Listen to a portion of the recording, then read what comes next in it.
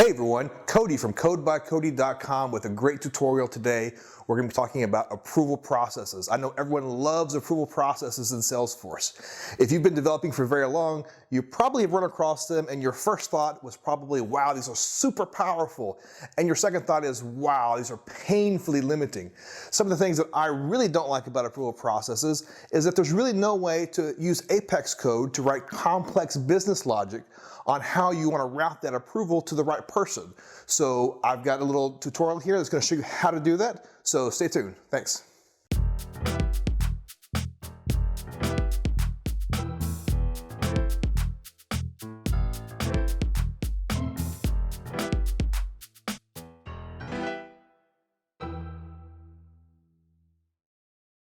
Okay, so today we're going to talk about approval processes. But before we can start approving things, we first need to make sure we have an approver. Now, I'm working in a Salesforce.com developer org, so I'm limited to only having 2 active users at once. Obviously, I need one of those licenses, and the other we're going to use for a test user who will be the approver throughout this tutorial. If you're working in a standard Salesforce sandbox and want to skip this step and use an existing user, by all means, just skip ahead and we'll catch up with you there. So first thing we're going to do is go to Setup, and we're going to choose Manage Users and click the Users link, and then we'll do the New User button. Okay, and we'll call our approver Alex. Oops. Alex Approver, and the alias is fine. We'll give them an email address of alex.approver@codebycody.com. Everything else looks great.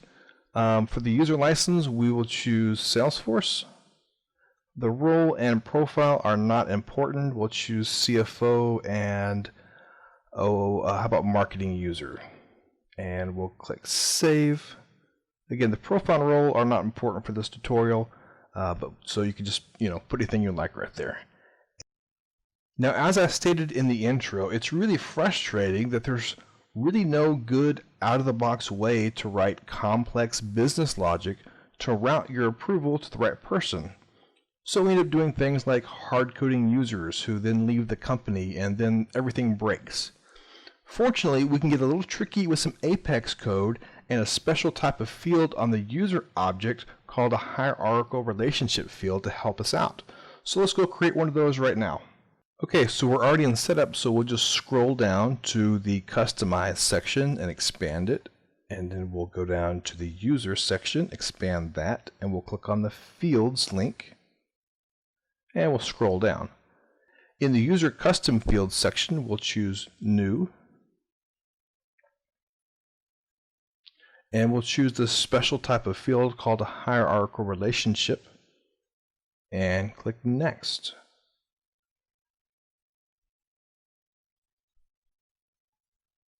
We'll call our field Special Approver, and we'll use the API name for the child relationship name as well, and click Next. And we want it visible to all users, and we'll click Next, and we will save it.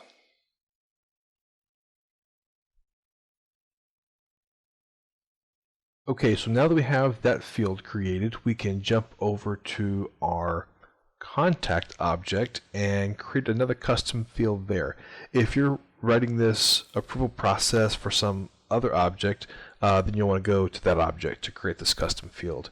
The custom field is going to be a checkbox, and it's going to be crucial to firing a trigger at just the right time to allow our business logic to select the correct approver. So let's go into contacts, fields, and we'll scroll down to the custom fields and select new.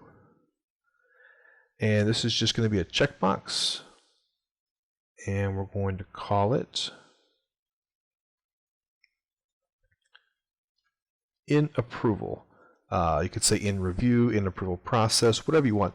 it's going to be a checkbox indicating that this particular record is currently in an approval process. So we'll go ahead and click Next, Next, and Save.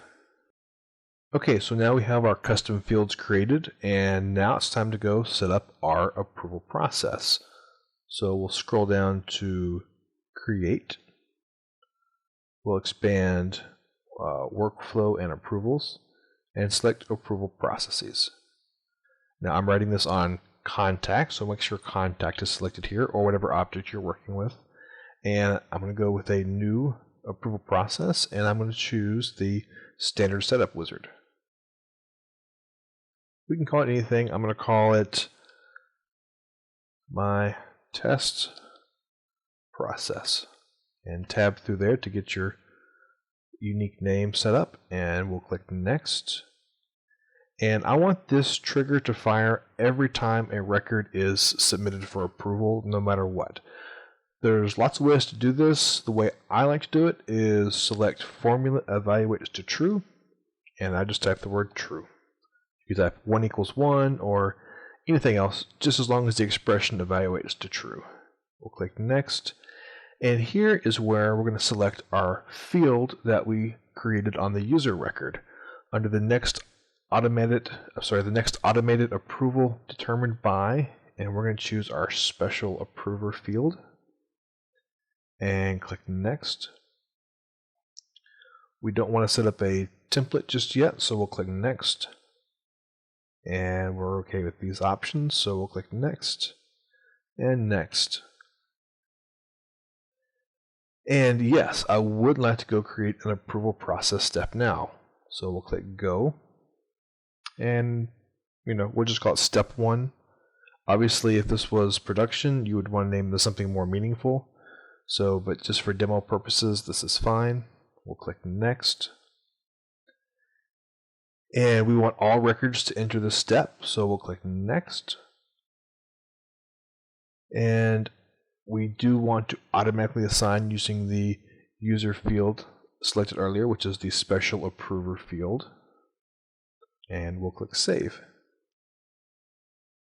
We don't want to set up any tasks at this time, so we'll say No and click the Go button. Okay. So here's our approval process. It's set up and ready to go. Now we need to make a couple of changes to the initial submission actions and the final actions for approval, rejection, and recall. Okay, so remember we created this new checkbox field on the contact record. Now we need to make sure that we can set it from our approval process. So the first thing we're going to go to is our initial submission action, and we're going to create a new field update, and we'll call it in approval,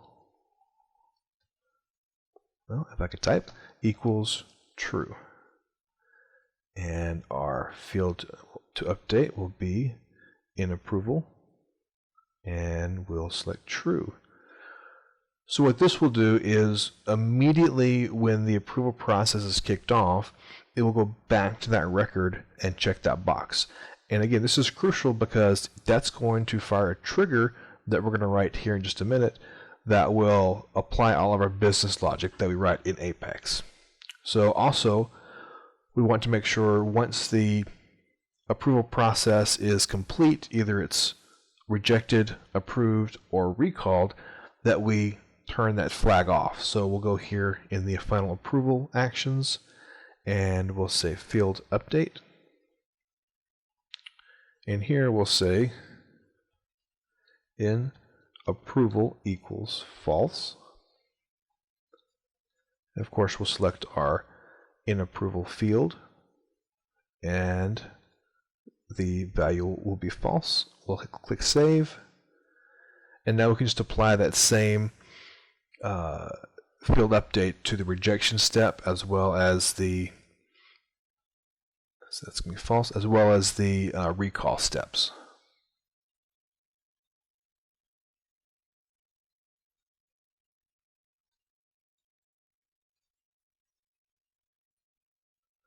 Okay, and with that, our approval process is pretty much done. So we can go to the Activate button here and make sure it's activated, and we'll click OK. Okay, now pretty much all our config is done. Now we just need to jump over to the developer console and start writing some code. Okay, so I already have an instance of the developer console open in a new tab here. We'll just resume. And the first thing we want to do is create a helper class or a utility class that we're going to write all of our code in, and then we'll use a trigger to call that code. So we'll start with new Apex class, and let's call this contact TRG for trigger, utils for utilities, and we'll click OK. Now, I'm a firm believer in not putting any business logic into your trigger itself, and instead using utility classes like this to put all of your Apex code. There's some really good reasons that we won't get into in this tutorial, but this is a very common way to do it, and it's sort of a best practice in my book. So we have our class now. The first thing we want to do actually is create a helper method inside of this class, and this method will do all of our business logic for selecting our approver. So we're going to start off with a private static method that returns an instance of user, and we'll call the method getApprover, and it will take an argument of contact, and we'll use cont as the variable, add our braces, and here's our method stub. Now, one thing to note about this method, we always want to make sure that we are returning an instance of an active user in the system. So what I'm going to do here is go ahead and create a variable of type user, and we'll call it approver, and we'll set that equal to, and for me, I'm just going to pass in a query here, and this query is going to return the user we created earlier, who's going to be our test approver. This is a good idea to always use a query like this rather than hard coding an ID. So if you're migrating from environment to environment where those IDs could change, you're not going to throw any errors. So this approver is going to be our fallback. If our logic fails in the next couple of steps, we're going to make sure approver is always set to this person, so it doesn't get lost in the mix. So that's our first step. We're going to jump down to our last step and just return approver. So now anything we put here in the middle is going to be our business logic for selecting an approver. I'm just going to paste in some logic here. I should note also that you don't have to try to follow along writing the code as I write it, or try to do the whole play pause thing. All this code is going to be available on my blog, codebycody.com. There's going to be a link in the description, so you can go there and copy and paste the code. Should be just fine. So basically what I'm doing here is I wrote just a little bit of business logic. I know it's very simple, but it's just for an example. We're saying if the contact's mailing state is Texas, we're going to handle the approver one way, and otherwise we'll do something different. Now, because I only have one other user license in my developer org, it has to be the same person. But you can query a different user. You can pull people out of a public group. You can query users from a queue. You can do anything you can do with Apex that returns a user you can put in here. So that's our helper method. Now let's write the actual method we're going to call from our trigger. So I'm just going to paste in a method stub here. And basically what this is a method, a private static method that returns void, and it takes a list of arguments which are very similar to the properties of the trigger class. So I also have an extra piece of logic here that says if this is not an after trigger, meaning it's a before trigger, so if it's a before update trigger, then we want to go ahead and execute the code within this block. So one of the things we have to keep in mind is that this is a trigger, so we have to think about bulkification. If you're not familiar with bulkification, that's okay. Just follow along. Some of this code might seem a little strange the way we write it, but just know it's to keep hitting governor limits if we ever process bulk records, say as a data upload or something. So the first thing we want to do is we want to make sure that we have all of our IDs of all of the owners of the contacts that are in scope for this trigger execution.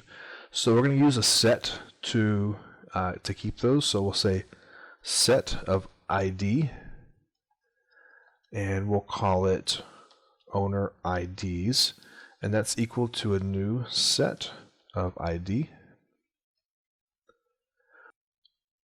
We're also going to need a map of these user records, so we're going to say map of ID, comma, user, and we'll call it owner map, and that's equal to a new map of ID, comma, user.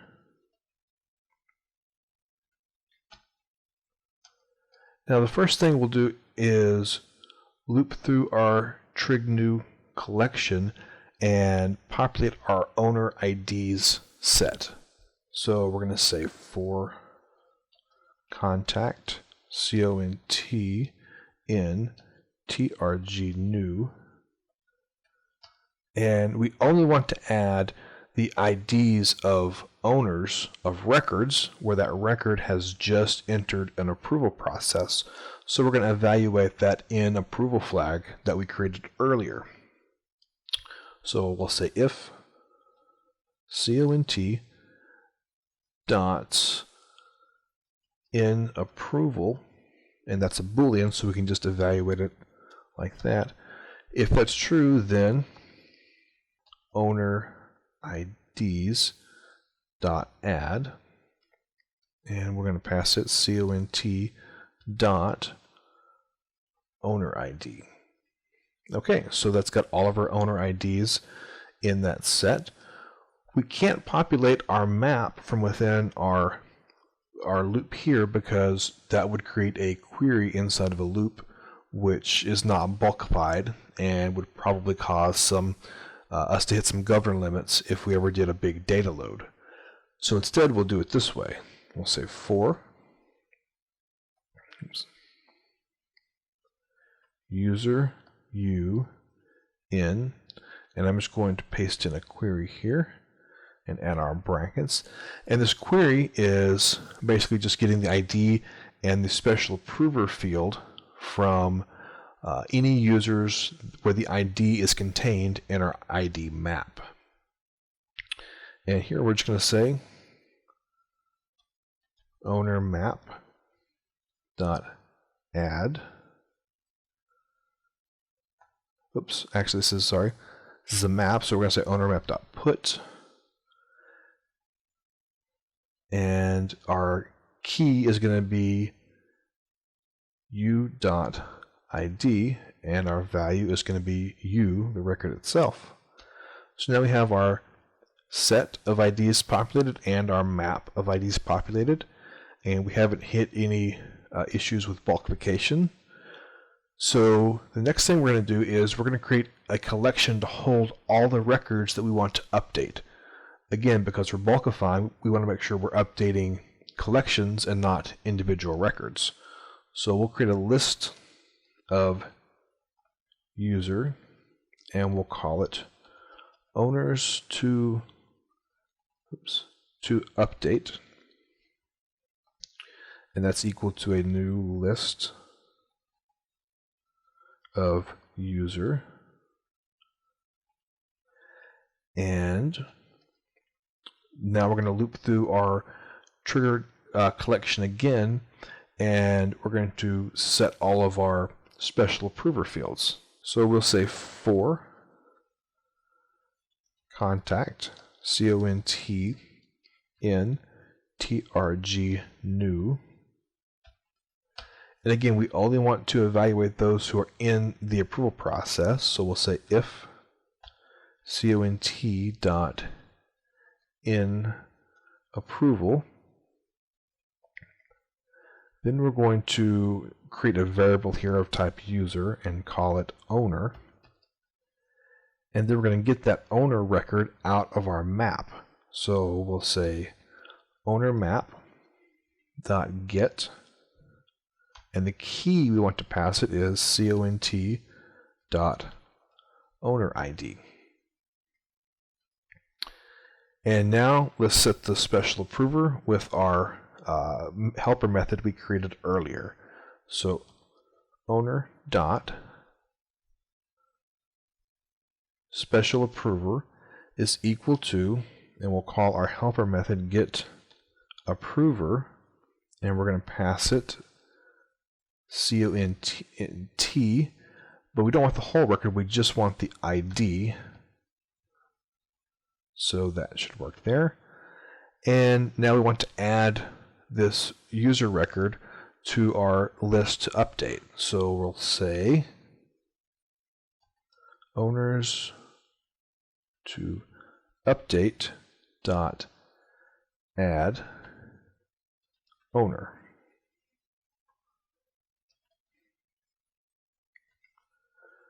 Okay, now the last thing to do is just to check to make sure we have some records to update, and if we do, we're going to update them. So if, and I'm going to reverse my logic here, so owners to update dot is empty, so I'm saying if not, owners to update is empty. So now we'll say update owners to update, and we'll give that a save, make sure it compiles and the server likes it, and saving. Okay, looks good. So now we can move on to writing our trigger. Okay, our trigger is going to be so super easy to write because we've done all of our heavy lifting in our utility class. So I'm going to go to new Apex trigger, and we're going to call it contact TRG for trigger, and the S object of course is going to be contact. Submit. Now we want this to fire before update, so we're going to change this to update, and then we're just going to call the method we wrote in our helper class. I'm going to paste this in here. It's calling the set approver method on our contact trig utils. And it's passing in the triggers.new, which is a collection of all the records that are in scope for this particular trigger transaction. And it's passing us things like if it's an update, is it an insert, is it delete, and is it after. So those are all the arguments that we prepared in our set approver method earlier. And we'll click save. And now we're done with all of our code and we're ready to test. Okay, but before we test, let's first take a minute or two to recap what we've done and to sort of diagram out the process. The first thing that happens is the user will click the Submit for Approval button. That kicks off the Salesforce approval process. Now the first thing that happens in the approval process is the initial submission action that we set up. That action tells the approval process to go back to the contact record and set the InApproval flag to true. Once that field is updated, it kicks off the contact trigger, which is going to run our business logic and select the appropriate approver. Then the trigger is going to update the special approver field on the contact owner's user record, and that happens at just the right moment because as soon as the trigger is complete, the Salesforce approval process will assign the appropriate user to be the approver. The great thing about this is every time I click the Submit for Approval button, the results of the business logic could yield a different user each time, but it will always set the special approver field just in time for that task to be assigned. So I hope that kind of makes sense, and now let's go test it out. Okay, so here I am on a contact record, and if you don't have the Submit for Approval button or the approval history, you might want to go click the Edit Layout and go add those now.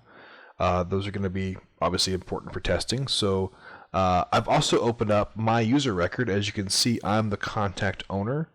So I've gone to my user record just to show you that special approver is blank, which it should be because we've never run this trigger before. So let's go back to the contact record and click the Submit for Approval. And we'll say OK. And it does its thing. And as you can see, we are in the approval process. We have our in approval flag selected.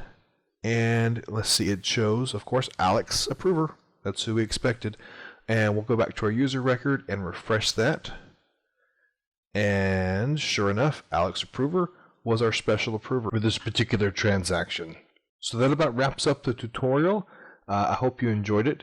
If you learned something or if this helped you out in a project, I would really appreciate a thumbs up, maybe a comment, especially if I missed something or you need some clarification, please leave a comment down there. Also, I would ask you to consider subscribing. I've got a lot of videos in the pipeline. They'll be coming out pretty soon, and you don't want to miss any of them. If you know anyone who might be interested in this video, please share it with them. Also, please check out codebycody.com. I've got quite a few blog posts that aren't necessarily video tutorials, but a lot of great content there. Also see the description for my Twitter and my Google Plus page. Thanks a lot.